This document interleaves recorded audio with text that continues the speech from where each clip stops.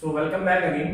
जैसा कि हमने अपने इंट्रोडक्टरी सेशन में बताया था कि हम सॉल्यूशन की न्यूमेरिकल क्लास 12 की न्यूमेरिकल की सीरीज को स्टार्ट करेंगे, जिसमें मैंने बताया था अपने इंट्रोडक्टरी सेशन में कि हम सॉल्यूशन से स्टार्ट करेंगे।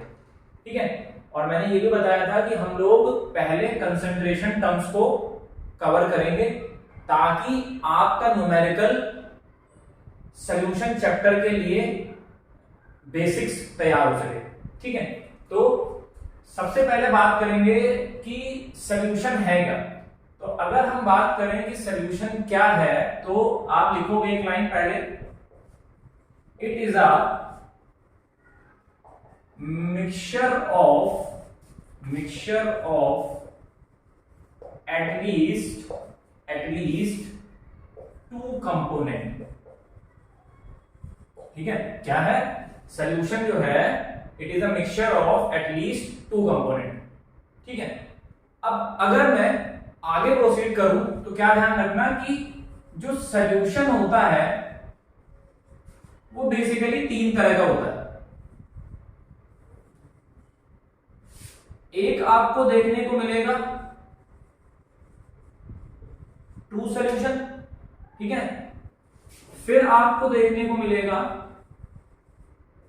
कोलॉइडल सॉल्यूशन, ठीक है, फिर आपको देखने को मिलेगा सस्पेंशन। तो तीन तरह के सॉल्यूशन होते हैं, ट्रू सॉल्यूशन, कोलॉइडल सॉल्यूशन और सस्पेंशन। ठीक है, तो हमारा जो पहला चैप्टर है सॉल्यूशन, उसमें हम जितने भी तरह के मिक्सचर्स की बात करेंगे वो सब के सब हमारे ट्रू सॉल्यूशन में आएंगे, वो सब के सब हमारे ट्रू सॉल्यूशन में आएंगे। ठीक है, ये बात आपको ध्यान रखनी है। ठीक है, अब अगर स्कूल में आपसे सॉल्यूशन की डेफिनेशन पूछता है तो ध्यान रखना कि ये डेफिनेशन पूरी तरीके से सॉल्यूशन की सही नहीं है, क्योंकि मैंने ये डेफिनेशन सॉल्यूशन की इन तीनों के लिए लिखी है, इन तीनों के एस्पेक्ट में लिखी है कि ये ट्रू सॉल्यूशन को भी कवर करे, ये कोलॉइडल सॉल्यूशन को भी कवर करे और ये सस्पेंशन को भी कवर करे। पर जब आप सॉल्यूशन की डेफिनेशन को बुक में पढ़ोगे तो वो डेफिनेशन ट्रू सॉल्यूशन की लिखी होती है, वो इन तीनों की नहीं लिखी होती है, क्योंकि हमारा जो क्लास 12th का चैप्टर है वो पूरा का पूरा ट्रू सॉल्यूशन पे बेस्ड है। ये बात आपको ध्यान रखनी है। तो ट्रू सॉल्यूशन की डेफिनेशन क्या है?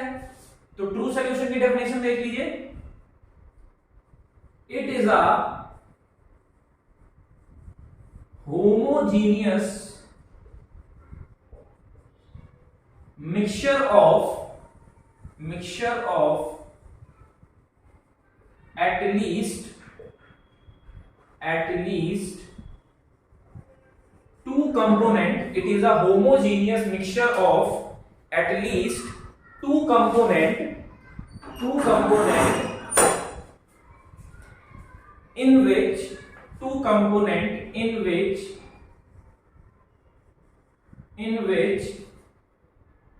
one component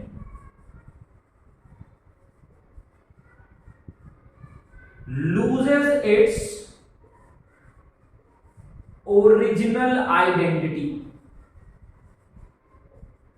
क्या लिखा मैंने? ट्रू सॉल्यूशन की definition, it is a homogeneous mixture of at least two component in which one component loses its original identity.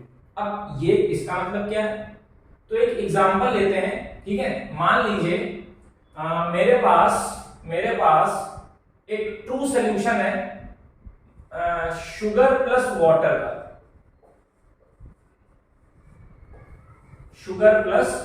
का, तो आपको पता है कि जब आप शुगर को पानी में डिसॉल्व करते हो तो आपको शुगर के क्रिस्टल्स दिखना बंद हो जाते हैं। वही मैंने यहां पे लाइन लिखी है कि एक कंपोनेंट अपनी ओरिजिनल आइडेंटिटी को लूज कर देता है। तो क्या शुगर के क्रिस्टल्स वाटर में जो डिसॉल्व किए हैं वो नहीं है? नहीं है, पर इनके जो पार्टिकल का साइज होता है, पार्टिकल का जो साइज होता है वो 1 नैनोमीटर से छोटा हो जाता है। समझ रहे बात को? पार्टिकल का साइज जो होता है वो 1 नैनोमीटर से छोटा हो जाता है। इस वजह से हमें वो नेकेड आइज से दिखता नहीं है, क्योंकि हमारी आइज 1 नैनोमीटर से छोटी चीज को देख नहीं पाती है। ठीक है, तो ये है आपकी सॉल्यूशन की डेफिनेशन जो बुक में लिखी होती है। पर एग्जाम में पूछे या कहीं पर भी आपसे पूछा जाए तो सामने वाला आपसे ट्रू सॉल्यूशन की डेफिनेशन पूछ रहा, वो सॉल्यूशन की नहीं पूछ रहा है। ठीक है, पर आपसे जब पूछे व्हाट इज सॉल्यूशन तो आपको बताना यही है, क्योंकि वो इनडायरेक्टली आपसे ट्रू सॉल्यूशन ही पूछ रहा है। ठीक है, अब बात करते हैं इन दोनों की बात कहां पे होगी। तो इन दोनों की बात आपको एक चैप्टर पढ़ने को मिलेगा, सरफेस केमिस्ट्री। सरफेस केमिस्ट्री में आपको ये दोनों टाइप के सॉल्यूशन पढ़ने को मिलेंगे। यहां पे इस चैप्टर में इन दोनों सॉल्यूशन का कहीं पर भी जिक्र नहीं होगा। ठीक है, तो हम पूरा का पूरा अप्रोच अपना किस पे रखेंगे, ट्रू सॉल्यूशन पे रखेंगे। ठीक है, इतनी बात समझ में आई? मेरे हिसाब से समझ में आ गई होगी। ऐसा कुछ मैंने डिफिकल्ट टर्मिनोलॉजीज नहीं यूज कर ली कि आपको समझ में नहीं आई होगी। ठीक है, तो आगे कंटिन्यू करते हैं।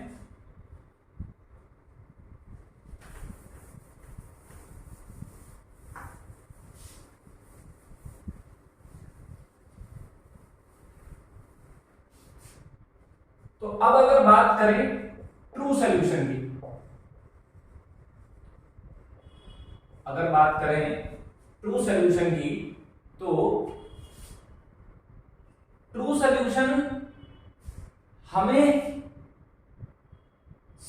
चैप्टर सॉल्यूशन के पॉइंट ऑफ व्यू से कितने ट्रू सॉल्यूशन पढ़ने हैं, मैं उनकी बात कर रहा हूं, होते इनके अलावा भी हैं। तो देखिए, सबसे पहला ट्रू सॉल्यूशन जो होगा वो आप कह सकते हो सॉलिड लिक्विड।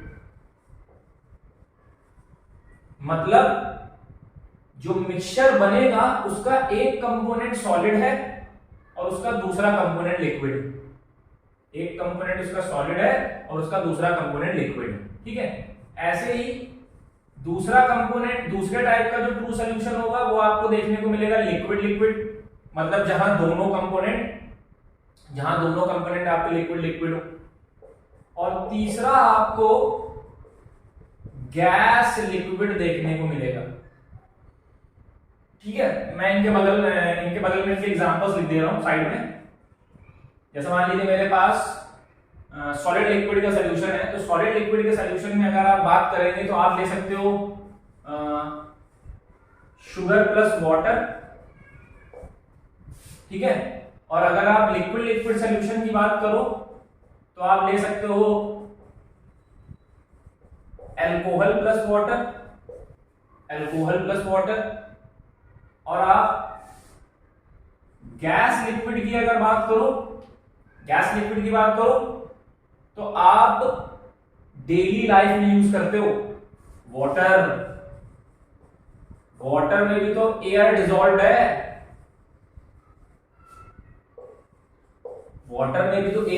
है। तो गैस लिक्विड का सॉल्यूशन हुआ कि नहीं हुआ? एयर क्या है, याद रखिएगा। बहुतों को लगता है एयर का मतलब O2, नहीं, एयर का मतलब होता है N2 और O2 का मिक्सचर। तो ये तीन तरह के कॉम्बिनेशन जो हैं इनको हमें इस चैप्टर में पढ़ना है। ठीक है, और इन सबको बोला जाता है ट्रू सॉल्यूशन। एक मैं आपको और बता दे रहा हूं इसी बात में, देख लीजिए। सॉलिड ये भी होता है, ये भी आप डेली यूज करते हैं, आपकी कहीं ना कहीं लाइफ में रहते हैं सॉलिड वाले भी। जैसे यूटेंसिल्स मतलब जो घर के बर्तन है, ये सब क्या है? एलॉय। तो एलॉय एक बहुत बड़ा सॉलिड का एग्जाम्पल है, जिसमें क्या होता है, जैसे मान लीजिए आपने ले लिया ब्रॉन्ज। ब्रॉन्ज, तो ब्रॉन्ज में क्या है, जिंक और कॉपर। अब जब ब्रॉन्ज बनके तैयार होता है तो आप देखते हो उसमें ना जिंक आपको दिख रहा है ना उसमें कॉपर दिख रहा है, मतलब दोनों कंपोनेंट ने अपनी ओरिजिनलिटी यूज कर ली। डेफिनेशन को पकड़िए जो मैंने आपको ट्रू सॉल्यूशन की डेफिनेशन बताई कि at least one component loses it's identity. यहां दोनों लूज कर दे रहे हैं, एटलीस्ट सब इसीलिए मैंने यूज किया। ठीक है, तो सॉलिड सॉलिड भी एक तरह का ट्रू सॉल्यूशन है, ध्यान रखिएगा। ठीक है, अब अगर आगे प्रोसीड करें तो हम सबसे पहले इसमें इनको कवर करेंगे। सॉलिड लिक्विड वाला सॉल्यूशन जो होगा, लिक्विड लिक्विड वाला होगा और गैस लिक्विड वाला होगा। ठीक है, तो आई होप मेरे हिसाब से इतनी बातें आपको समझ में आ गई होंगी। ठीक है, आगे प्रोसीड करते हैं।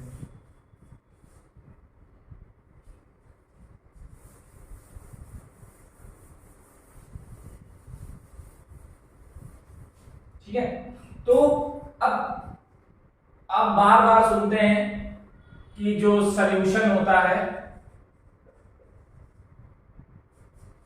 वो दो कंपोनेंट से मिलकर बना होता है।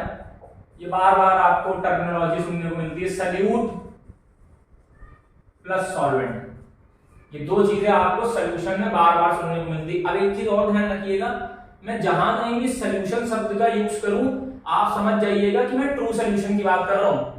ठीक है, ये नहीं कि आपके दिमाग में आ गया तो वहां तो आपने तो कोडाइल भी लिखा था, सस्पेंशन भी लिखा था, पर मैं अब ट्रू सॉल्यूशन की बात कर रहा हूं। तो solution is equal to solute plus solvent. ये टर्मिनोलॉजी वैसे तो हर एक ट्रू सॉल्यूशन में हम यूज करते हैं, पर जो सबसे एप्रोप्रिएट जगह है जहां पे आप इसको यूज कर सकते हो, तो मैं इसको रखता हूं सॉलिड लिक्विड वाले में। जो भी सॉल्यूशन सॉलिड लिक्विड से मिलकर बना होगा, मैक्सिमम केसेस में आपको देखने को मिलेगा कि वहां पर आप सॉल्यूट और सॉल्वेंट का यूज करोगे। लिक्विड लिक्विड के लिए नहीं यूज करते हैं। कहीं पर भी देखिएगा आप, अगर दोनों कंपोनेंट लिक्विड होंगे तो आपको सॉल्यूट सॉल्वेंट सब सुनने को नहीं मिलेंगे। हाँ, यूज कर लेते हैं टीचर्स बेसिकली, पर मोस्ट अप्रोप्रिएट जगह अगर आपको यूज करना है इनको, तो आपको हमेशा सॉलिड लिक्विड के सॉल्यूशन में ही इनको यूज करना है। ठीक है, अब क्या ध्यान रखना है कि जो ये कंपोनेंट होगा ये सॉलिड होगा, मतलब सॉलिड लिक्विड में सॉल्यूट वाला कंपोनेंट सॉलिड होगा, और दूसरी बात लेस इन अमाउंट होगा, लेस इन अमाउंट होगा, ध्यान रखिएगा। Solvent most of the cases में आपको लिक्विड देखने को मिलेगा, और ये मोर इन अमाउंट होगा। ठीक है, जैसे मैं आपको इस एग्जांपल दे रहा हूं ताकि आपको कंफ्यूजन ना हो। मान लो मैंने दो एग्जांपल लिखे, मैंने कहा मैं 10 ग्राम शुगर को डिसॉल्व करूं किसमें, 100 ml में। ठीक है, 10 ग्राम शुगर को 100 ml में या 100 ग्राम ऑफ वाटर में डिसॉल्व करूंगा, 100 ग्राम ऑफ वाटर में मैं इसको डिसॉल्व करूंगा। अब मुझसे वगैरह उल्टा कर दो, ठीक है, कि 100 ग्राम शुगर को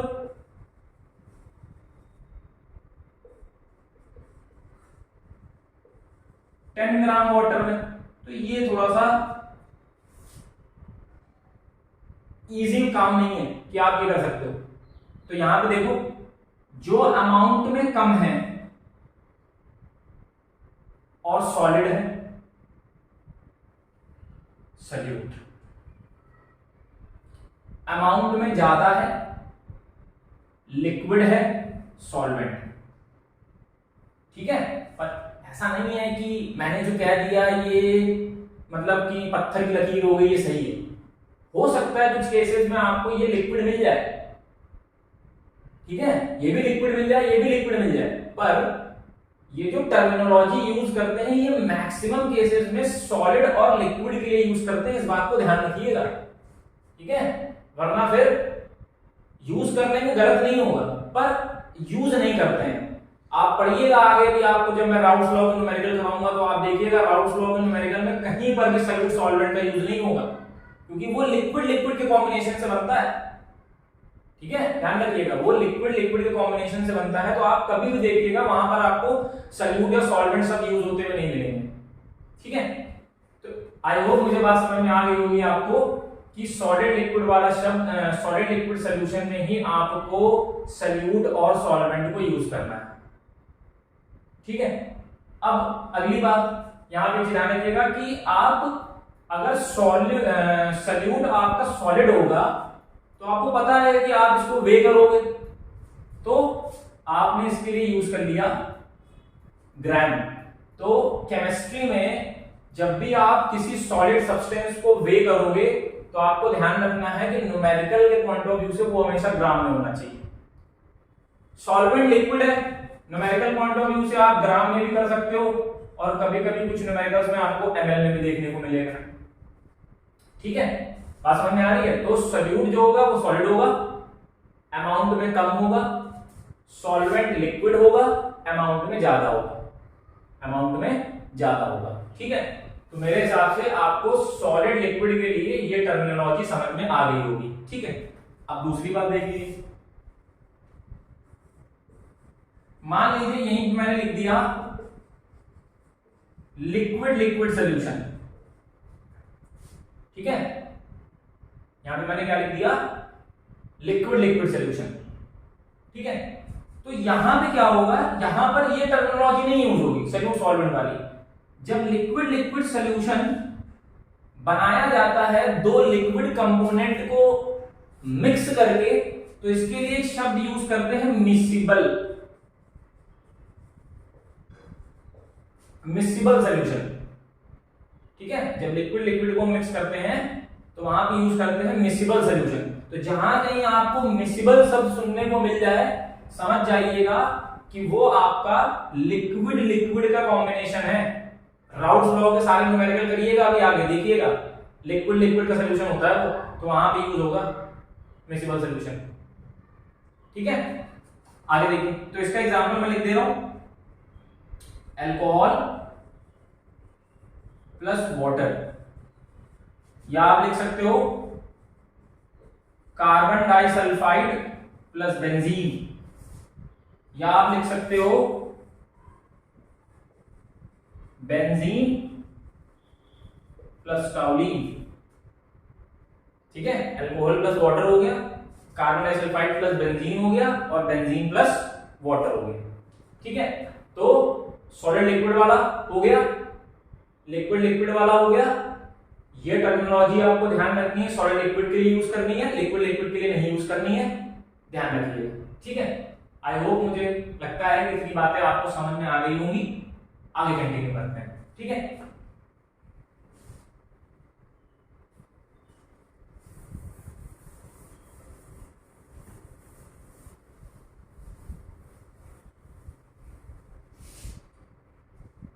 अब ट्रू सॉल्यूशन का एक क्लासिफिकेशन और समझ लीजिए। ठीक है, जैसे आप लैब में जाते हो वर्क करने, तो आपको दिखता होगा कि आप दो शब्दों का बड़ा यूज करते हो। एक आपका रहता है ये डाइल्यूट सॉल्यूशन है, और दूसरा जो टर्म आपको सुनने को मिलता है वो आप सुनते हो कंसंट्रेटेड सॉल्यूशन, कंसंट्रेटेड सॉल्यूशन। ये दो शब्द आपको सुनने को मिलते हैं, डाइल्यूट सॉल्यूशन, कंसंट्रेटेड सॉल्यूशन। ठीक है, तो समझिएगा ध्यान से। अब क्लास 9 तो 10th की में बुक में डेफिनेशन लिखी रहती है, पर डेफिनेशन को नहीं, यहां पर हम चीजों को फील करेंगे कि इसका मतलब क्या है। ठीक है, तो देखिए, मान लीजिए मेरे पास दो कंटेनर हैं, ठीक, और इस कंटेनर में मैंने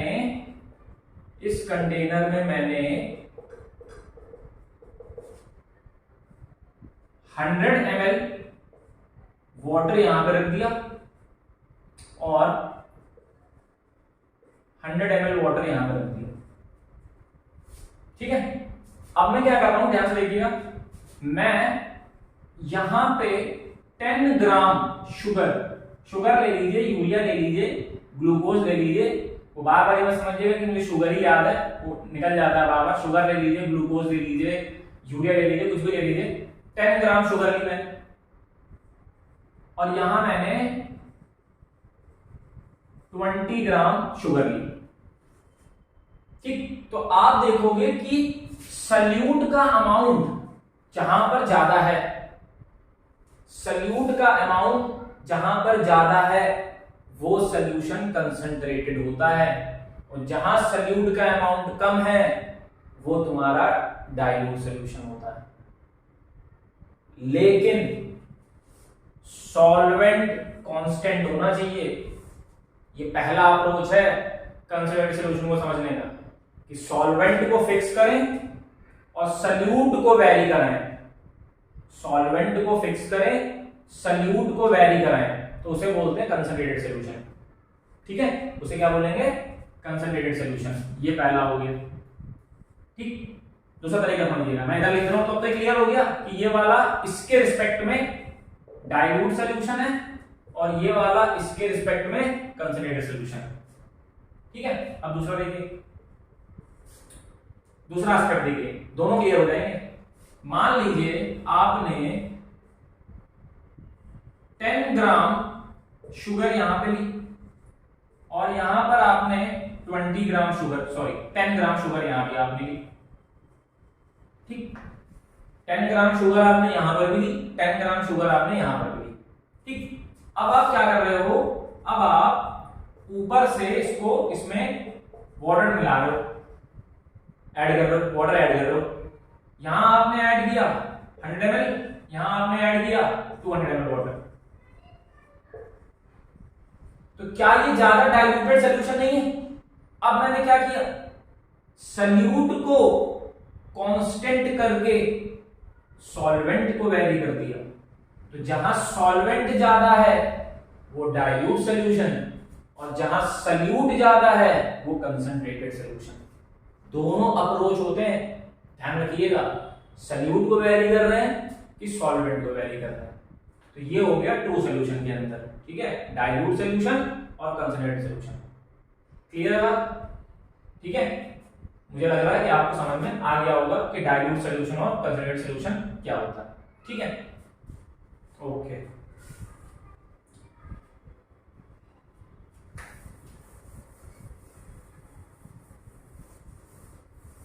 ठीक, अब जो नेक्स्ट टॉपिक है उसमें हम क्या करेंगे? नेक्स्ट टॉपिक जो है उसमें हम क्या करेंगे? अब हमें कंसंट्रेशन टर्म्स की जरूरत क्यों पड़ी? क्यों ये कंसंट्रेशन टर्म्स बनाए गए? कोई तो कारण होगा ना जिसकी वजह से हमें कंसंट्रेशन टर्म्स की जरूरत पड़ी कि हाँ इनको बनाओ ताकि ये आगे यूज हो सके। तो देखो, मैंने तुमसे कहा कि मेरा सॉल्यूशन दो चीजों से मिलकर बना है, सल्यूट है और उसमें सॉल्वेंट है। सल्यूट है और उसमें सॉल्वेंट है। ठीक है, सॉल्यूशन बना किससे? सल्यूट और सॉल्वेंट से। ठीक, अब समझिएगा, मैंने क्या कहा कि मुझे ये बताना पड़ेगा ना कि सल्यूट का अमाउंट कितना है सॉल्यूशन में। मुझे बताना पड़ेगा ना कि कोई सॉल्यूशन अगर मैंने प्रिपेयर किया है तो उसमें सल्यूट का अमाउंट कितना है, या मुझे ये बताना पड़ेगा कि सॉल्वेंट का अमाउंट कितना है। तो अमाउंट को बताने के लिए हमें कुछ कंसंट्रेशन टर्म्स की जरूरत पड़ी, जिसकी वजह से हम ये बता सकते हैं कि किसी में सल्यूट कितना है, किसी में सॉल्वेंट कितना है, या वो सॉल्यूशन जो बना है उसकी क्या कंसंट्रेशन है। इसके लिए हमें कंसंट्रेशन टर्म्स को पढ़ना पड़ता है। ठीक है, जैसे आप लैब में जाते हो, लैब में आप देखते हो बॉटल्स रखी रहती हैं। ठीक है, आप लैब में गए हो और आपने देखा कि वहां बॉटल्स रखी हैं। ठीक है, अब बॉटल में मान लो इस बॉटल में H2SO4 भरा है। ठीक है, इस बॉटल में H2SO4 भरा, तो इस H2SO4 की बॉटल पे एक लेबल चिपका रहता है। लेबल इस पे लिखा रहेगा ऐसे 17 मोलर 17 मोलर H2SO4। लैब में जाइएगा, ध्यान से देखिएगा, ठीक है। अब तो लैब में आप लोग कुछ और देखते हैं कि ये केमिकल नीला क्यों है, ये केमिकल हरा क्यों है, उठा के सिंक में गिरा दिया, धुआं देख रहे हैं, ये सब नहीं देखना है। आप केमिस्ट्री को देखिए कि केमिस्ट्री वहां पे क्या कह रही है। बॉटल्स पे बहुत सारी नॉलेज दी होती है कि वो केमिकल कैसे बनाया गया है, उसमें क्या रेशियो है, किस रेशियो में क्या मिक्स किया है। नॉलेज को बढ़ाइए, ठीक है, उन सब चीजों को पढ़ के वहां पे समय को यूटिलाइज करें, समय को खराब मत किया करें। लैब में जाने पर अगर आप केमिस्ट्री को लेकर डेडिकेटेड है तो आप देखेंगे कि आपको बहुत सारी नॉलेज वहां पर देखने को मिलेगी, ठीक है, जिससे आप बहुत कुछ सीख सकते हैं। तो बॉटल में देखिएगा 17 मोलर H2SO4 लिखा होता है या 17 नॉर्मल लिखा होगा। तो ये लेवल आपको क्या बताते हैं, ये आपको बेसिकली यही बताते हैं कि H2SO4 का अमाउंट या H2SO4 की कंसंट्रेशन कितनी है। समझ में आ रही है, H2SO4 का अमाउंट या H2SO4 की कंसंट्रेशन सॉल्यूशन में कितनी है, ठीक है। तो इसीलिए हमें कंसंट्रेशन टर्म्स को बनाना पड़ा ताकि हम ये बता सकें कि कितना सॉल्यूट का अमाउंट है, कितना सॉल्वेंट का अमाउंट है, जिसके लिए हम ये सॉल्यूशन प्रिपेयर कर रहे हैं, ठीक है। आगे बढ़ते हैं। तो हमें कितने कंसंट्रेशन टर्म्स पढ़ने हैं, हमें कितने कंसंट्रेशन टर्म्स पढ़ने हैं, तो ध्यान से देखिएगा।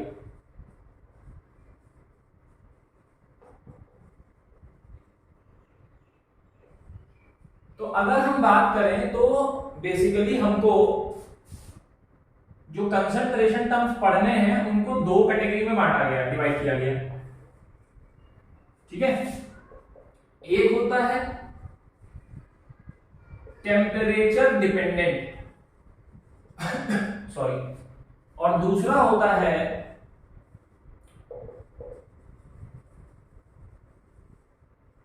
टेम्परेचर इंडिपेंडेंट, ठीक है। एक होता है टेम्परेचर डिपेंडेंट, एक होता है टेम्परेचर इंडिपेंडेंट।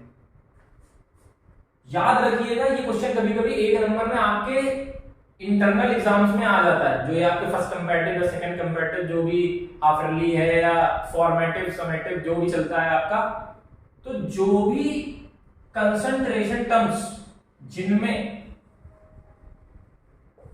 वॉल्यूम का फैक्टर होगा, जिनमें भी वॉल्यूम का फैक्टर होगा या वॉल्यूम का टर्म होगा, याद रखिएगा वो सब टेम्परेचर डिपेंडेंट है। और जिसमें वॉल्यूम का फैक्टर ना हो वो सारे टेम्परेचर इंडिपेंडेंट होंगे, ठीक है। बात समझ में कह रहा हूं, मैंने कहा जिसमें भी टेम्परेचर डिपेंडेंट है वो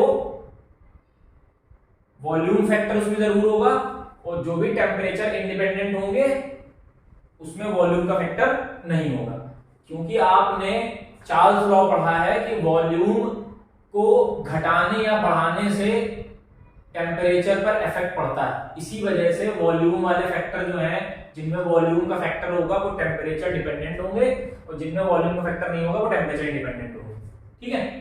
तो कौन कौन से कंसंट्रेशन टर्म्स हैं देख लीजिए।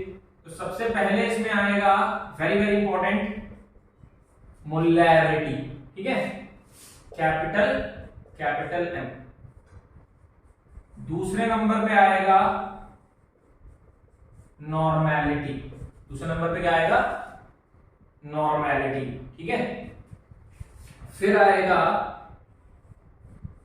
Weight by volume percentage, molarity, normality, weight by volume percentage, और एक और मैं यहां लिख दे रहा हूं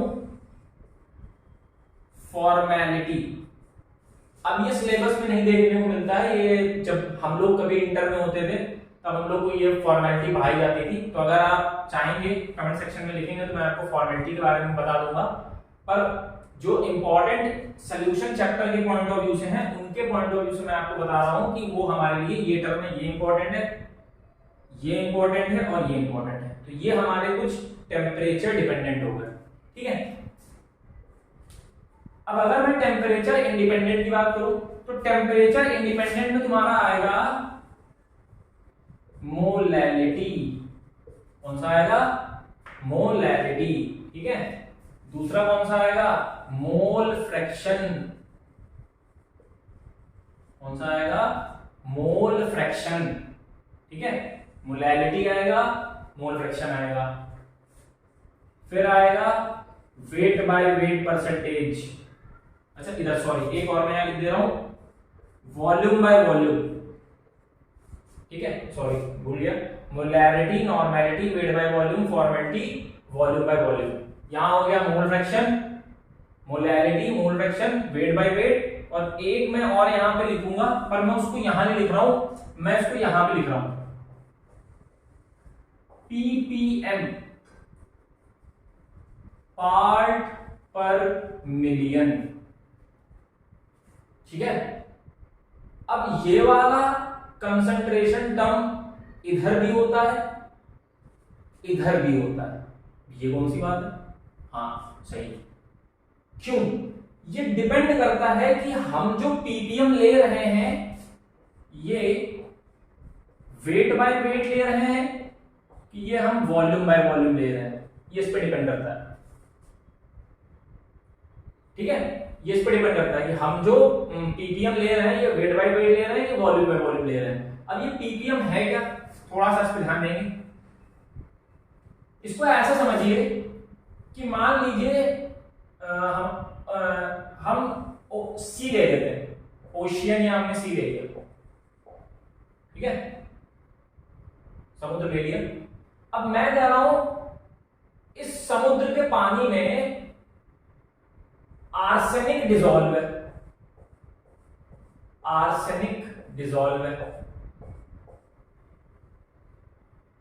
अब समुद्र का पानी तो बहुत है, पर आर्सेनिक का कंटेंट क्या होगा, उसमें कम होगा।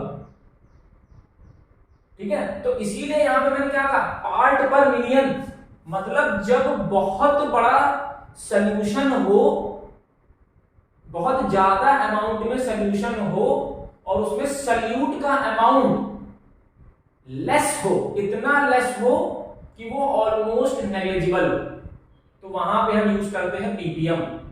कहां कहां पे यूज करते हैं? जब बल्क में सॉल्यूशन हो, जैसे हमने बताया कि भाई सी क्या है, समुद्र, ये भी तो एक सॉल्यूशन है, पानी ये भी तो सॉल्यूशन है, तो इसमें क्या है, अगर मैं कह रहा हूं आर्सेनिक का अमाउंट है तो इसका मतलब ये बहुत कम अमाउंट में होगा।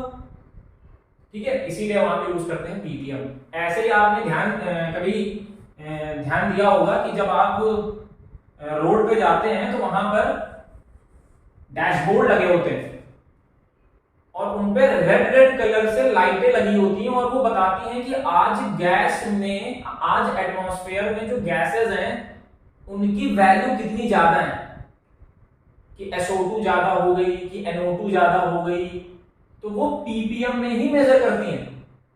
तो फिर से देखो, बल्क में सॉल्यूशन और उसमें जो गैसेस हैं वो कम अमाउंट में है, इसीलिए यूज करते हैं पीपीएम। कभी ध्यान से देखिएगा, ऐसे लिखा होगा कि 20 ppm CO2 है, यही मतलब होता है उसका, कि जब सॉल्यूशन बहुत बड़ा हो, बल्क में हो और उसमें जो सॉल्यूट हो वो ऑलमोस्ट नेग्लिजिबल के बराबर हो, तो वहां पर पीपीएम यूज करते हैं, पार्ट पर मिलियन। एक और इसका बहुत अच्छा सा एग्जांपल मैं आपको बता सकता हूं। क्या आपको पता है कि आपके टूथपेस्ट में नमक है? हाँ, सबको पता है, ठीक है, पर मुझे ये नहीं बताना है कि हमारे टूथपेस्ट में नमक है, हमें ये बताना है कि हम जो पानी का इंटेक करते हैं, पानी पीते ही हैं, एन एवरेज इंसान को 4 से 4.5 लीटर पानी पीना चाहिए। ठीक है, मैं तो नहीं पी पाता, आप पीते हैं तो अच्छी बात है। तो मैंने वाटर ले लिया, अब आपको पता है कि इसका जो केमिकल फॉर्मूला है H2O, इसका जो केमिकल फॉर्मूला है H2O, पर आपने एक चीज सुनी होगी, आइसोटोप्स। आइसोटोप्स, तो जहां हाइड्रोजन का 1H1 होगा वहां पर इसका 1H2 भी तो होगा और वहां पर इसका 1H3 भी होगा। तो इसका मतलब इसको हमने डी कहते हैं, ड्यूटीरियम, और इसको हम बोलते हैं ट्राइटियम। इसको हम ड्यूटीरियम बोलते हैं, इसको हम ट्राइटियम बोलते हैं। ठीक है, कितनी बात समझ में आ रही है? इसको हम ड्यूटीरियम बोलते हैं और इसको हम ट्राइटियम बोलते हैं। क्लियर? अब जहां H है ये वाला, वहां पर ये भी है, वहां पर ये भी है, तो क्या मैं नहीं कह सकता कि इसमें D2O भी है? जो पानी हम इंटेक कर रहे हैं उसमें H2O भी है, उसमें D2O भी है। पर, और आपको पता है, पर तो बाद में आएगा, पहले पता है, क्या पता है कि जो D2O है ये टॉक्सिक होता है। ये न्यूक्लियर मॉडरेटर में यूज करते हैं इलेक्ट्रॉन्स को, न्यूट्रॉन्स को और तेज करने के लिए, ठीक है, और ये टॉक्सिक भी होता है, पर हमारे पानी में तो है। आपने पढ़ा होगा इसको हाइड्रोजन चैप्टर में क्लास 11th में। तब तो अगर हमारा पानी टॉक्सिक है या पॉइजनस है तब तो हमको नहीं पीना चाहिए, और साइंस कहती है कि 4.5 लीटर पानी हमको पीना चाहिए, ठीक है। पर ये भी तो देखिए कि इसका अमाउंट कितना है, इसका अमाउंट कितना है, तो ध्यान से देखिएगा। ये पाया गया है कि 29,000 लीटर जब आप एक्वस सॉल्यूशन लेते हैं किसका, NaOH का, तो उसमें 1 लीटर D2O होता है। 29,000 लीटर जब आप एक्वस सॉल्यूशन NaOH का लेते हो तो उसमें 1 लीटर D2O होता है। तुमने क्लास में कितना पिया? 100 ml, 200 ml, इससे ऊपर तो नहीं पिया होगा। 100 ml पिया, 200 ml इनटेक किया पानी का, कितना D2O आया? ppm, बहुत कम अमाउंट में आया। समझ रहे बात को? जब उतने बड़े बल्क सॉल्यूशन में कम है तो आपके पानी में तो बहुत कम होगा। तो यहां पर भी हमने क्या यूज कर लिया? ppm। अब समझ में बात आई? वरना पता नहीं कितनी बीमारियां हम लोग को पानी पीने से लग जाती अगर इसका अमाउंट ज्यादा होता। ठीक है, तो आई होप मुझे समझ में आ गया होगा आपको कि मैं क्या बताना चाहता हूं कि ppm क्या है। ठीक है, क्लियर बात? ऐसे ही एक और होता है ppm और एक होता है ppb, पार्ट पर बिलियन। एक और होता है पार्ट पर मिलियन और पार्ट पर बिलियन। तो ये हम लोगों के कुछ कंसंट्रेशन टर्म्स हैं, ठीक है, जिनको हमें पढ़ना है और इन पे हम न्यूमेरिकल करेंगे। ठीक है, जिनको हमें पढ़ना है और हम इन पे न्यूमेरिकल करेंगे। तो मुझे ऐसा लगता है कि इन कंसंट्रेशन टर्म्स को आप क्लास 11th में पढ़ चुके हो, तो मैं एक ओवरव्यू दूंगा, ठीक है, अपने नेक्स्ट लेक्चर में, जहां पर मैं आपको बताऊंगा कि मोलैरिटी क्या है, नॉर्मेलिटी क्या है, वेट बाय वॉल्यूम क्या है, फॉर्मेलिटी क्या है, weight by volume by volume क्या है, मोलैरिटी क्या है, मोल फ्रैक्शन क्या है, वेट बाय वेट है। और फिर उसके बाद हम लोग नेक्स्ट लेक्चर से कंटिन्यू करेंगे और सब पे न्यूमेरिकल करेंगे। अब एक चीज और मैं आपको बता दूं, थोड़ा सा मैं ब्लैक बोर्ड साफ कर दे रहा हूं, ठीक है, आप लोग नोट कर लीजिएगा पॉज करके। ठीक है,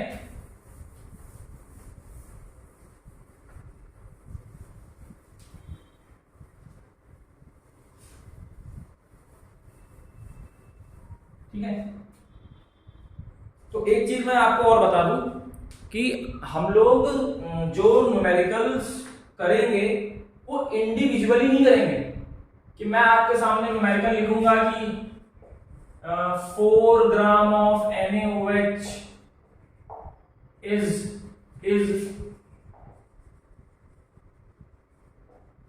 dissolved in 500 ml of solution. Find molarity of solution. ये नहीं, ये न्यूमेरिकल नहीं हुआ यहाँ, ठीक है, क्योंकि ये आपसे नहीं पूछेगा। समझ रहे आपको? मैं आपको ऐसे न्यूमेरिकल कराऊंगा जिसमें सारे कंसंट्रेशन टर्म निकाल रहे हो, मतलब सारे इन द सेंस का मतलब है कि मेन अगर आप देखो तो आपका कैपिटल एन है, स्मॉल एन है, कैपिटल एन है, ठीक है, मोल फ्रैक्शन है, ये कंसंट्रेशन टर्म तो कवर होने चाहिए। अब ऐसा नहीं है कि दिमाग में तुम लोग क्या आ रहा हो कि जब मैं बेसिक नहीं कर पाऊंगा तो मैं ये वाला कैसे करूंगा, जैसे ये होगा वैसे ये होगा।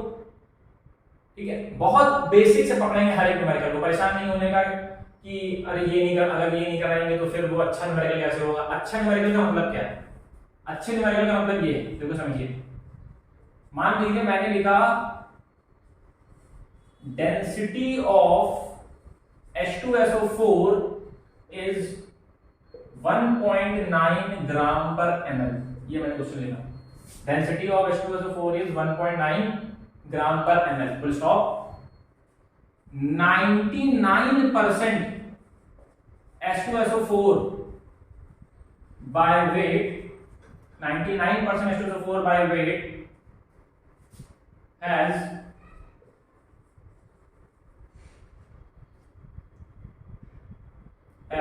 aqueous solution, ठीक है। डेंसिटी ऑफ H2SO4 is 1.9 ग्राम पर ml, 99% H2SO4 by weight, ठीक है, 99% H2SO4 by weight।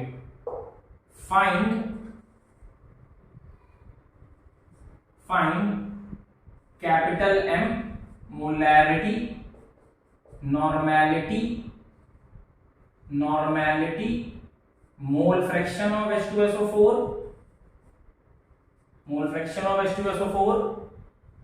ठीक है, और मोलैरिटी, ये है न्यूमेरिकल। तो क्या इसमें ये वाला एस्पेक्ट कवर नहीं होगा? कवर होगा। अगर इस तरह के 10 न्यूमेरिकल करने पड़ गए तब तो फिर अगर मैं न्यूमेरिकल की जो सीरीज स्टार्ट किया है मैंने, करूंगा, उसमें फिर वो कभी खत्म ही नहीं होगी। तो उसमें बेसिक भी करना है, अच्छे क्वेश्चन भी करने हैं, तो फिर क्वांटिटी ही रहेगी, क्वालिटी कहां जाएगी। पर ये मेरी गारंटी ले लीजिए, जो भी ले लीजिए, कि जितने क्वेश्चंस को मैं कराऊंगा आप उनको उन अप्रोच को पकड़कर अपने सॉल्यूशन का जो चैप्टर है उन पर लगाइएगा, आपका कोई क्वेश्चन फंसेगा नहीं, क्वेश्चन आपके सारे होंगे, ठीक है, बिल्कुल बिंदास अच्छे से, ठीक है। तो इस तरह का न्यूमेरिकल हम लोग करेंगे। तो अपने नेक्स्ट लेक्चर में हम लोग बात करेंगे किसकी? कंसंट्रेशन टर्म्स को इंडिविजुअली शुरू करेंगे, पकड़ पकड़ के एक को लेके चलेंगे, थोड़ा सा थियरी पकड़ेंगे और फिर न्यूमेरिकल लेके चलेंगे, ठीक है। सो दैट्स ऑल, आज के लिए इतना ही रखते हैं। ओके।